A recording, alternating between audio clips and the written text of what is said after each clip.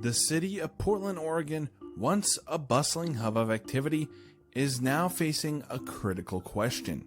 How long can it survive amidst a multitude of issues that threaten its very existence? Despite the relatively prosperous years it enjoyed, continued violence, vandalism, high housing costs, homelessness, and poor community leadership have combined to raise concerns about the city's future. Unlike many suburbs that have remained largely untouched by the recession, Portland's challenges have prompted the question, how much longer before the city falls? Without significant changes, the decline of Portland seems all but certain. While other cities facing similar challenges have managed to turn things around under strong leadership, Portland is yet to show signs of such change. While of course hope still remains that the city can be saved, time is quickly running out. Portland, Oregon has been struggling to manage a crisis that threatens to tear it apart.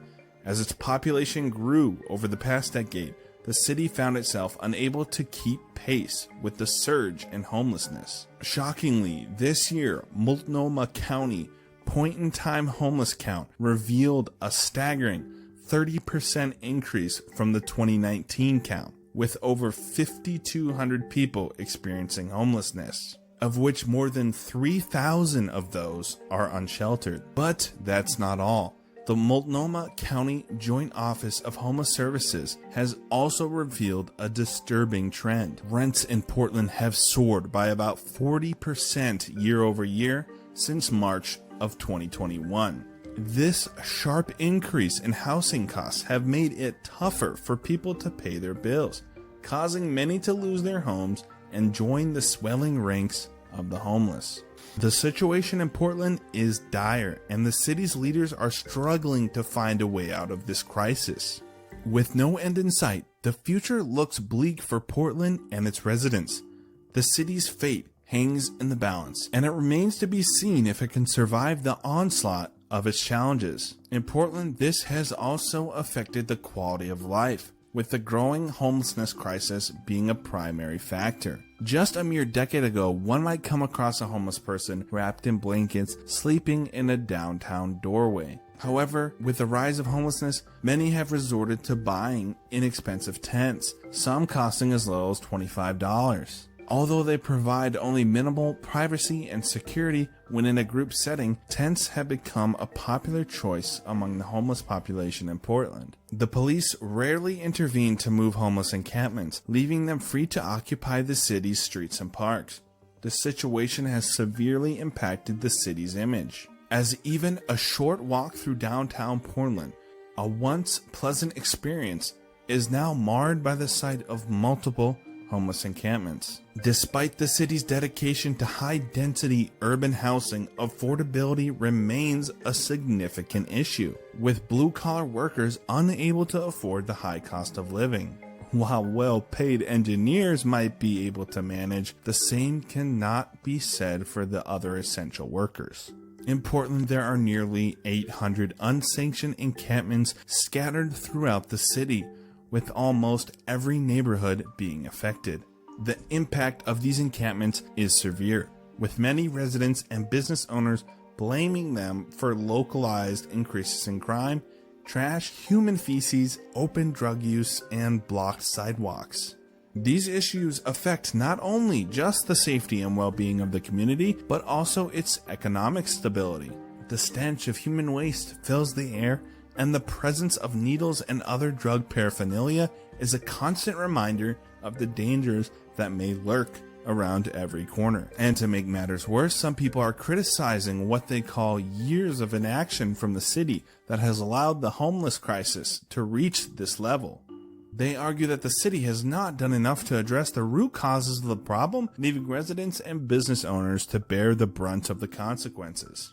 The situation in Portland is dire, and it seems that no one is immune to the crisis. The homeless population is constantly growing, and encampments are becoming more prevalent. As discussed, making it impossible to ignore the problem any longer. Oregon's homeless crisis has been driven by a confluence of factors, including a severe housing shortage, the corona pandemic, and the highest drug addiction rate of any state in the entire nation.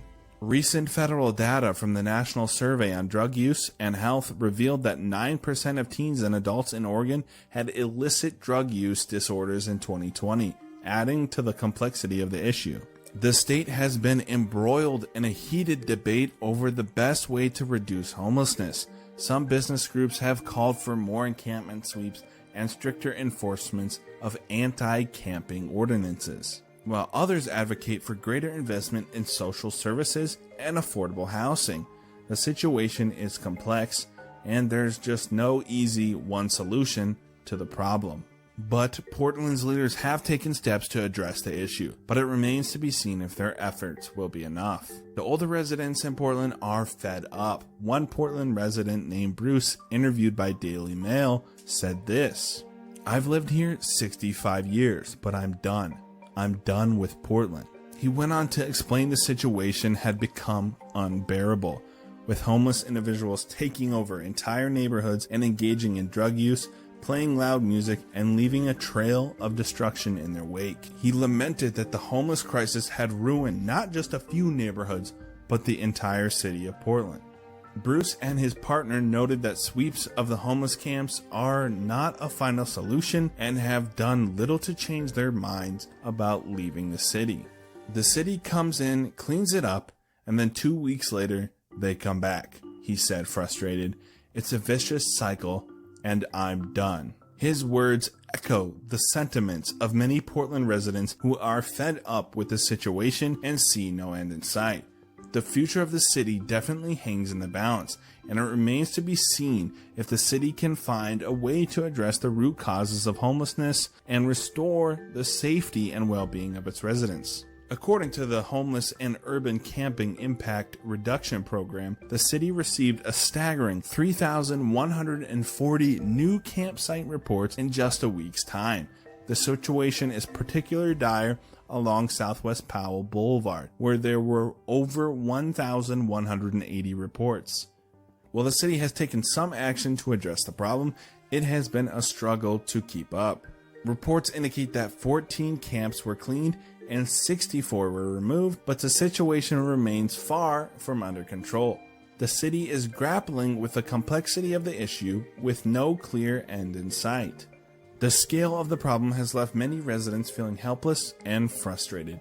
The homeless population continues to grow, and with it comes an increased risk of crime, unsanitary conditions, and economic instability. Unlike some cities where homeless encampments may just be in a few parts of the city, the problem in Portland affects almost every neighborhood in the city, leaving residents feeling uneasy and vulnerable. While some areas may appear peaceful, homeless camps can be found just around the corner, and the unpredictability of the problem has left many feeling helpless. People are tired of having to constantly worry about their safety and property. You could be driving through North Portland and everything seems fine, but then around the corner, suddenly there are homeless camps everywhere. But the impact of the crisis goes beyond property damage and theft. The entire community is being negatively impacted, with residents feeling like their quality of life is being compromised. But of course, it's important to note that it's not just the residents that we should be concerned for. After all, the homeless people are the ones struggling to survive. The city needs programs in place that can positively help any and all homeless people, no matter what they may be struggling with. In response to the high homeless population, the city developed the Portland Street Response Program, which aims to provide the first response alternative to police or other emergency services. This is used for people experiencing mental and behavioral health issues that are non-life-threatening. While the program is not intended to solve the city's homeless crisis, it has been a crucial step towards addressing some of the root causes of the issue. By providing a specialized response team to individuals experiencing mental and behavioral issues, the program has helped to reduce the burden of traditional emergency services and ensure that those in need receive the care that they require. The Portland Street Response program has been praised by many for its innovative approach to a complex issue. By recognizing that mental and behavioral health issues are often the root of homelessness, the program has helped to address the problem from a new angle and offers hope for a brighter future for the city's most vulnerable residents. But this is more of just a band-aid than actually fixing the problem. As the homeless problem gets worse, it's important to note that the homeless issue is not the only thing Portland is struggling with. Portland is now grappling with a severe blow to its reputation.